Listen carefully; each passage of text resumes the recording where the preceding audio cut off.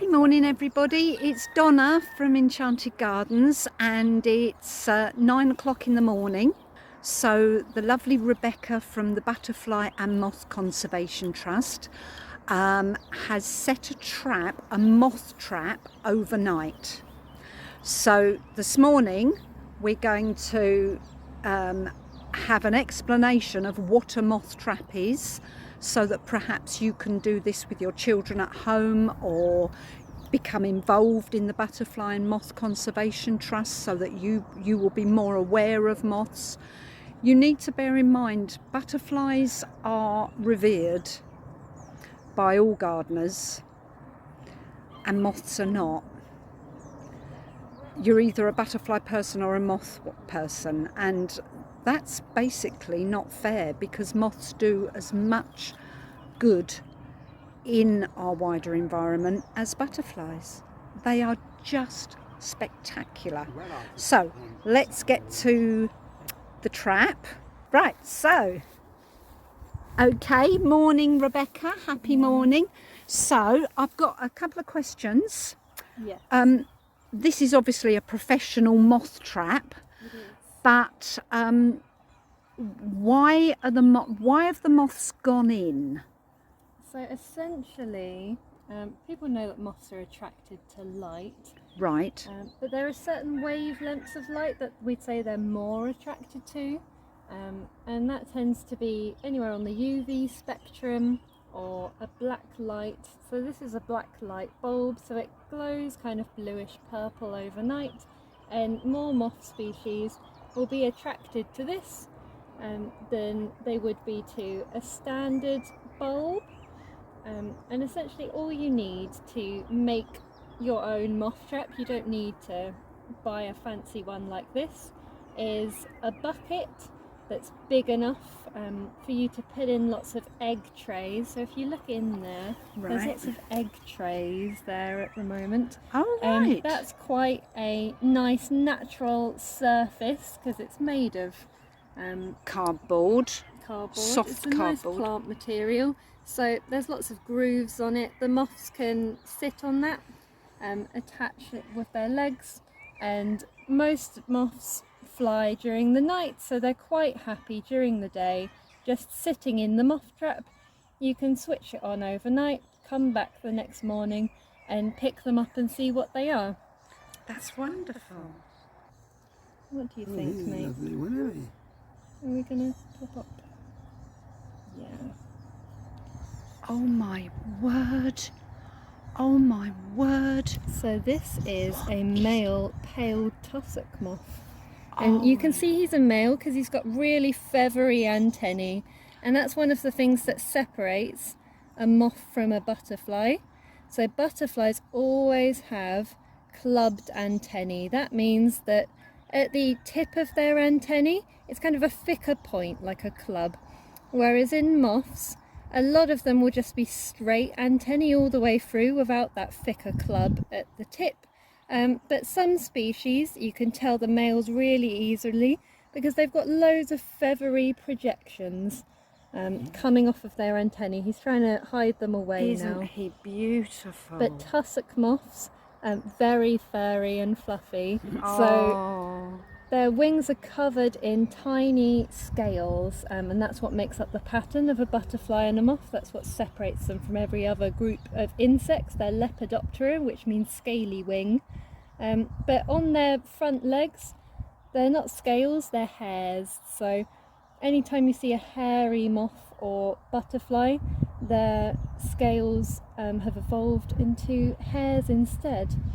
And if you get a close-up look of his face, yeah, it's quite he cute. is so cute. So he is moths will very stretch cute. those legs out in front of them. Oh, he's lovely. And he doesn't seem bothered or fussed. No, I noticed he would just be asleep.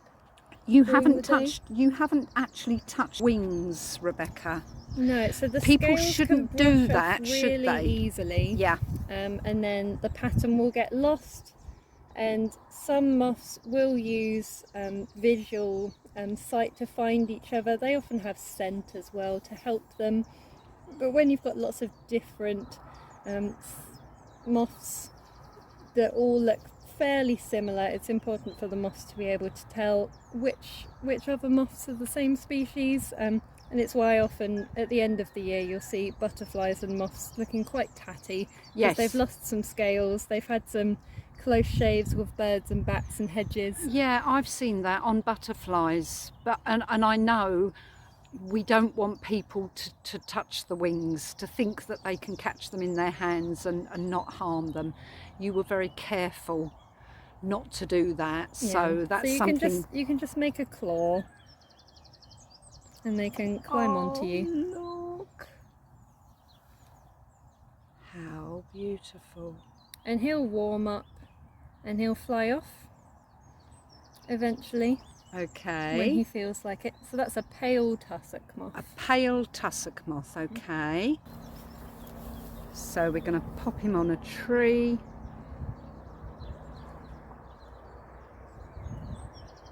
And he's just there. And you wouldn't notice him, and I hope a bird doesn't notice him, because I'm sure he'll be delicious. Very well. Right, so what are we doing now? We're going to... So sometimes, not all of the moths are actually inside the trap when you open them up. Some of the moths will come near the moth trap, but they don't always settle inside it. So one of those is called a yellow shell moth. Oh, it's so pretty. It's like a butterfly. It is. We get that a lot. So people do mistake them for small butterflies, but the butterflies we get that would be yellow in the UK, like the brimstone and the clouded yellow, they would be really, really big.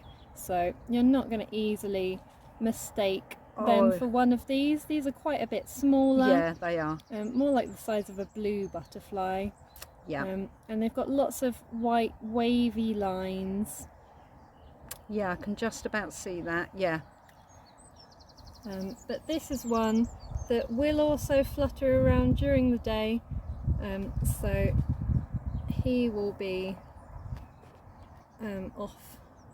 Oh, bye-bye. And we had another little one that didn't quite make it into the trap. Oh, and this is a micro moth. It looks like a little leaf. It looks like a bit of a leaf. Exactly what it wants you to think. So this is called a green oak tortrix. So does that mean it doesn't get eaten? Yeah, so these guys just sit on oak leaves during the day. Oh. And you can walk up to an oak tree at this time of year and tap it with a stick, and these little oak tree moths might flutter out. And we were speaking about oak trees and the number of moths that A great number of moths will feed on oak trees. Really important. That's why you see all of the birds around on the oak trees trying to find caterpillars of moths. So it's all part of the connection. Food for the birds, habitat for the moths. It is. And thank heavens we've got oak trees. And off he goes. How brilliant. So not everything that is attracted to light will be a moth. You'll also get caddisflies coming in. Sometimes you get shield bugs. All right. And they're the ones that smell if you squash them. Is that true? Yeah, they can be called stink bugs as well. All right. So very careful. Oh, that one was called a treble lines. A treble lines. Because he had 3 lines going across his wings. But he didn't want to stick around today. We've got another micro moth here. It's another tortrix. Now, people watching would think, that's tiny, that's just, it's just a moth. But even the little ones are really important for the balance of everything, aren't they? Yeah, so there'll be different things at each size of the food chain that will be feeding on a micro moth compared to a big moth, which we would call a macro moth. So those bigger ones that are maybe more identifiable than these guys. And there's over 300 different species of tortrix moth. in the UK. So loads of these, but they've all got this similar kind of shape. Some of the books call it a bell shape or a tulip shape. So they form kind of a triangle. Oh, they're very sweet. We've got one flapping just at We the have top got here. one So flapping. that's called a clouded border moth. It looks a little bit like the pattern of a cow. It's got white with some black splotches on its wings. Oh, you mean like, oh, what do you call those cows? It's a German word, I think. Yeah. The black and white ones, Yes. like the Frisians. That tends to be what I think of when you say draw a cow. People normally draw the white and black ones. Yeah, And that's the right. clouded border moth looks quite like that. It is one of those ones that looks more like a butterfly, because it's got all of its wings broadly showing, all 4 of them. So a lot of moths will only show 2 of the wings rather than all 4 like that. Well, he seems quite happy in there. That one will leave as soon as we open Right, the trap. okay. So it's a geometrid moth. Right. And they're called geometrid moths because of their caterpillars. So geometrid means earth measurer, and their caterpillars are called loopers or inchworms. There's a song in Hans Christian Andersen the musical about Oh, I know the inchworms song.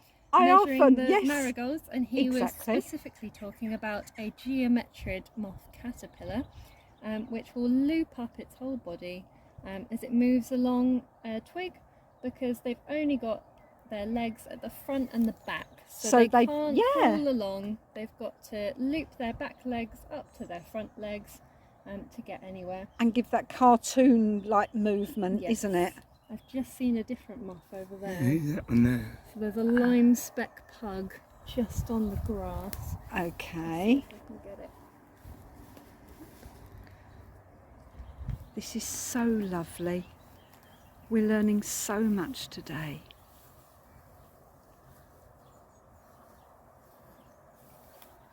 Oh, wow. So this is a moth that wants you to think, as part of its camouflage, that it is bird poo.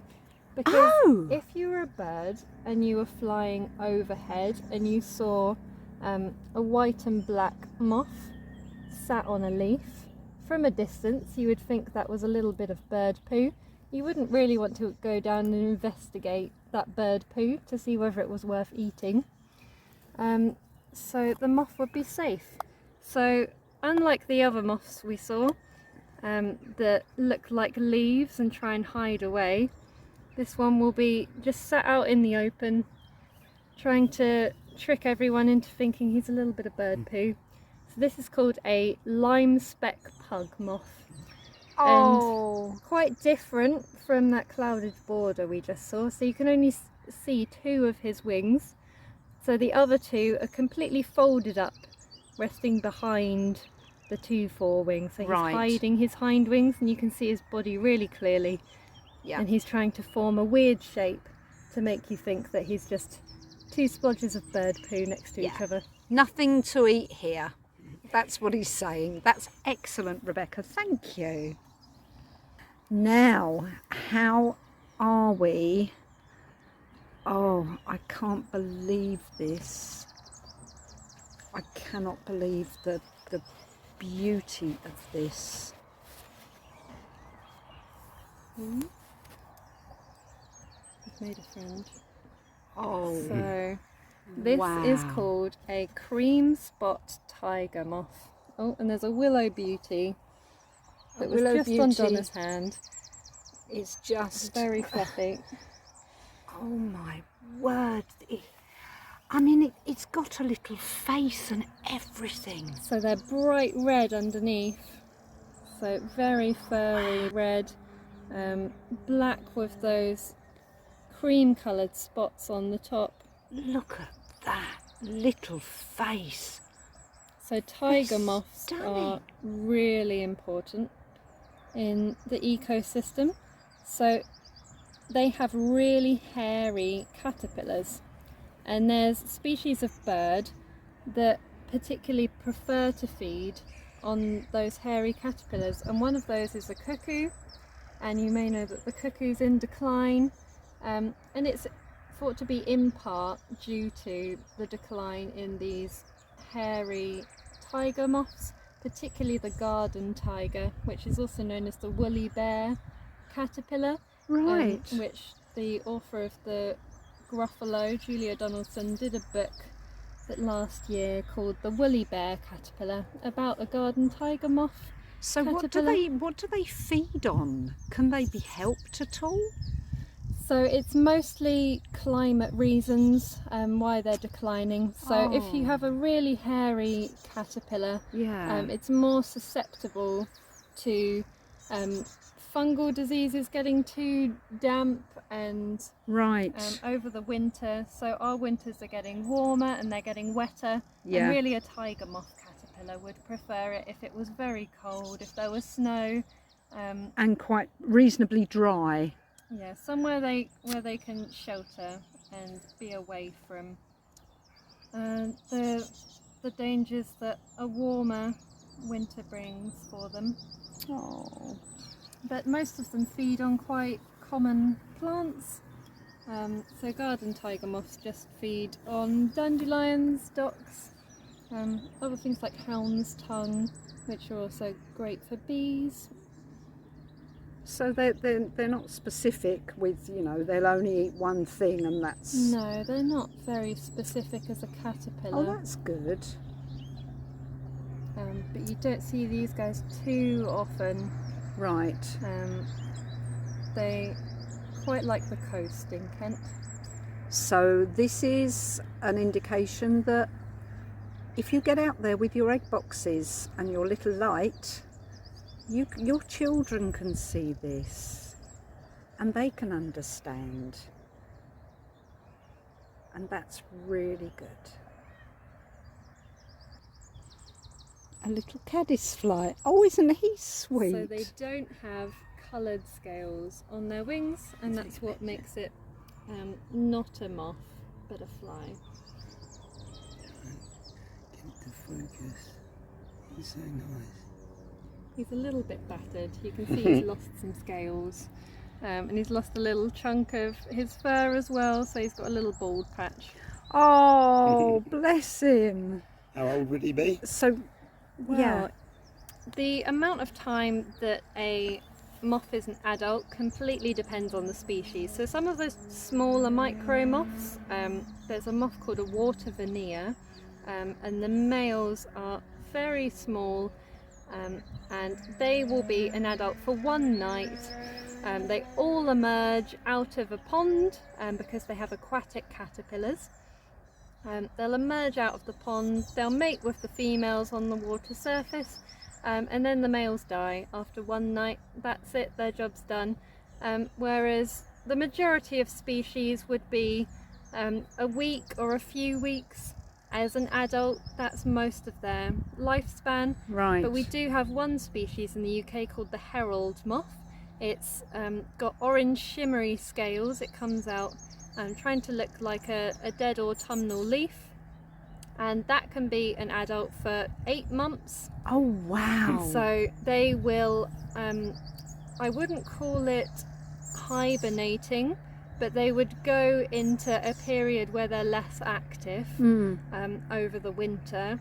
So often when people are looking for bats in old tunnels and caves, they'll also find herald moths, Yeah. and they've chosen to sit there over the winter and not do too much. Yeah. And then they come out in the spring again when there's lots of fresh growth, and their caterpillars will have a better time then. Now, there is a song, I'm sure the people online are going to message me with this.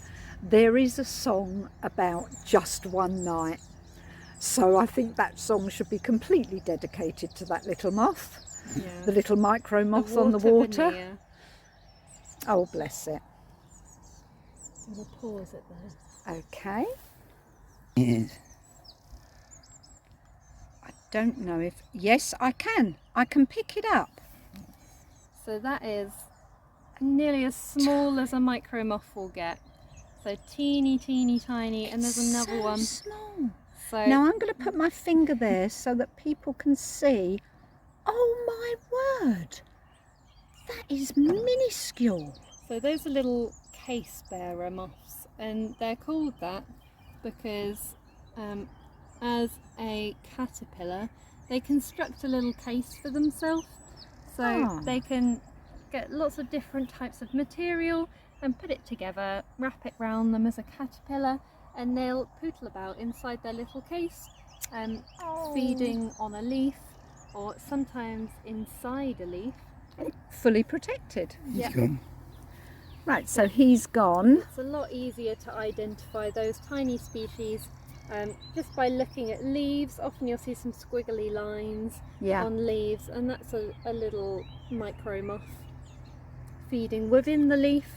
They're probably everywhere, but we just fail to notice them. Yes, there's a lot of small moths like that. So there's no food for them in this trap. No, so because they live for quite a while, they don't need to be nectaring every day or night, and not all moths actually have that proboscis, the tongue that we're so used to seeing on butterflies. Yes. So some moths have chewing mouth parts instead, so you can see them inside the buttercup flower chewing on pollen. And some of them, essentially the caterpillar is a life stage that's completely purpose-built for feeding. So some moths will completely divide up what they do at their different life stages. So not all moths feed at all as an adult. A lot of these ones don't. So it's not gardeners keeping certain flowers for them. Moths have other requirements. The caterpillar stage is absolutely the most important stage to consider Right. in a garden for moths. And probably the best thing you can do is have a native species of tree. It doesn't need to be a massive one, but every species of native tree, there's going to be at least a dozen species of moths that will feed on it, on the leaves or the bark Right, and or the buds. that's important. I mean, I've always spoken to gardeners about choosing a good tree for the garden. Basically not eucalyptus. I'm always trying to talk them out of that one. But yeah, I think everybody maybe could have a small tree.